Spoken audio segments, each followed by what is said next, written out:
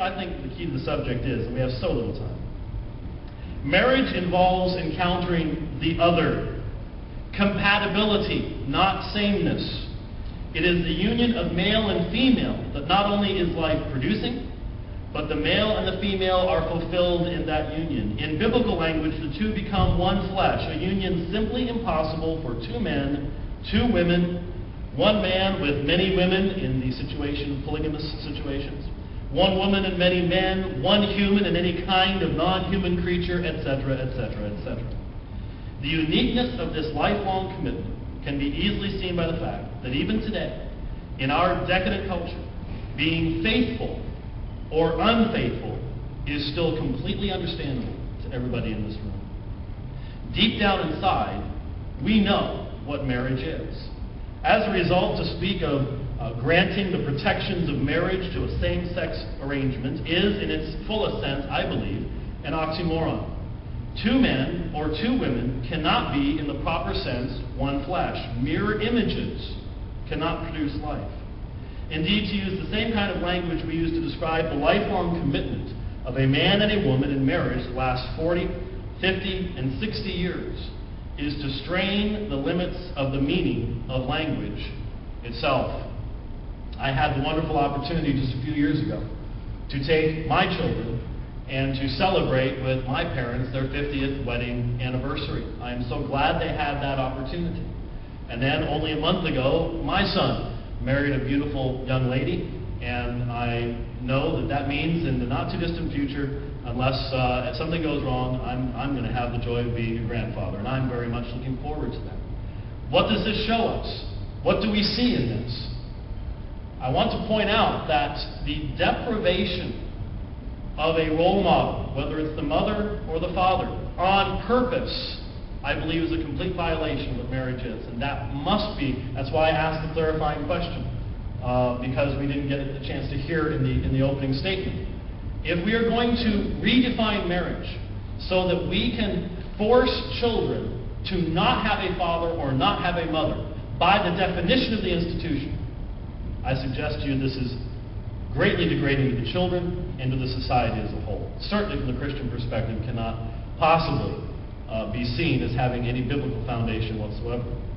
You may know of, in my last few moments here, the story of Rosie O'Donnell, who has been very upfront in promoting the concept of gay marriage and these things related to that. And she tells the story of the son that she is raising asking, "Where is my daddy?" Now, that's a tragic question for a child to have to ask.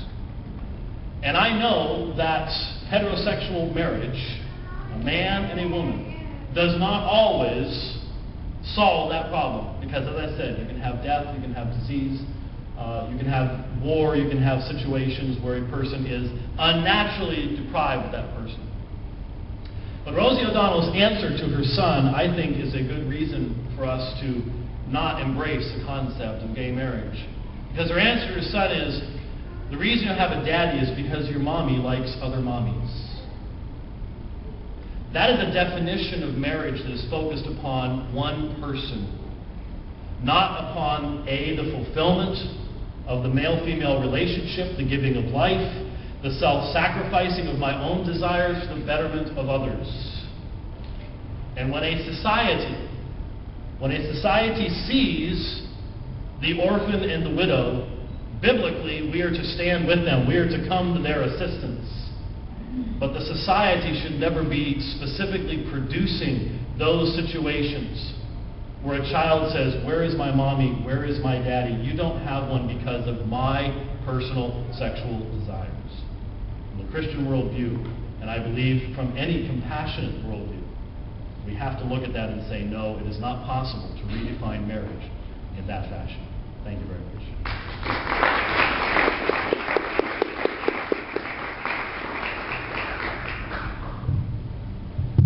I guess I'm on. Okay. My first observation is exactly what I thought, which is that Professor Reverend White and I agree on so many things. We agree on the importance of marriage, the power of the marital bond, and the sadness of the loss of it. But I'll get to that in my concluding remarks. I guess the most important question that I have for Reverend White is he used several times the expression, the Christian worldview. I have no disrespect for that statement, none at all, because I think many of us benefit from having a religious element, if not the central focus of our worldview, a religious element in it. I think that is a powerful thing for us to have. But I do have to go back to the First Amendment, which said, Congress shall make no law respecting an establishment of religion or prohibiting the free exercise thereof. So here, I guess, to me, is the single most important question that I've got to ask Reverend White. We're both Christians. We see things differently. Isn't it true, in a sense, that there can be more than one Christian view of the world?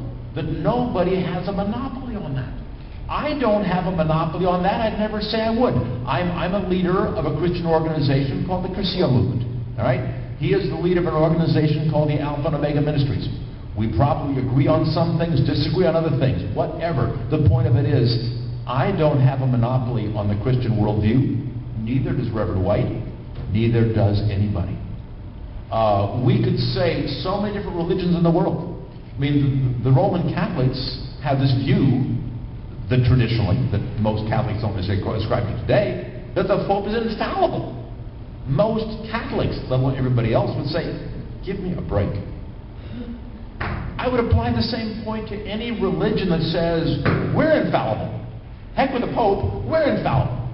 And I guess my question to you is, wouldn't you have to agree that no one group has a monopoly over the definition of the Christian worldview? How much time am I going to get there? Okay. Sorry. In a minute and a half, I do not believe that there is any question that the Bible, as the foundation of the Christian worldview, is very clear in its definition of marriage and its definition of human sexuality. I cannot go into this today, but this is not the first time I've encountered that kind of a challenge. Just a few years ago, I debated John Shelby Spong on the subject of homosexuality in the Bible. A few years before that, Barry Lynn of Americans United for Separation of Church and State. And I would encourage people to look at those debates and to examine the evidence that is brought forth to find out who can present a consistent, all across the scriptures and historically steady presentation on what is and what is not the Christian worldview in regards to the subject of marriage. I don't believe anyone is going to argue that the Bible does not teach that God created for a purpose. I don't believe anyone is going to argue that he did not, in fact, establish marriage, and that the Lord Jesus himself did not bless that institution of marriage, and to define very clearly that was an abiding institution that, in fact, is so special that it is used to describe the relationship of Christ to his church in Ephesians chapter 5. And so, while I would agree that there are differences amongst Christians on various issues, I don't believe that the issue of human sexuality in marriage is a place where the Bible is unclear at all.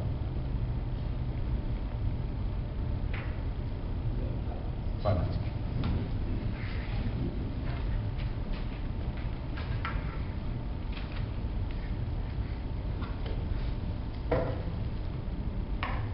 As I said, I agree with Reverend White, Professor White, in so many ways. The value of the family bond is huge, which is precisely why I think it could be the most beneficial thing to the gay community and to those people who are living this life, who are, and we'll talk about that in a second, to have this in their lives. But I want to go back to the question of what we mean by a Christian worldview. Well, I have brought one of my many Bibles, and I'd like to read you one thing from the book of Leviticus. This is Leviticus chapters 13 and 14. It begins like this. The Lord said to Moses, "This shall be the law of the leper. The leper who has the disease shall wear torn clothes, and let the hair of his head hang loose, and he shall cover his upper lip and cry, unclean, unclean. He shall remain unclean as long as he has the disease. He is unclean, he shall dwell alone in a habitation outside the camp."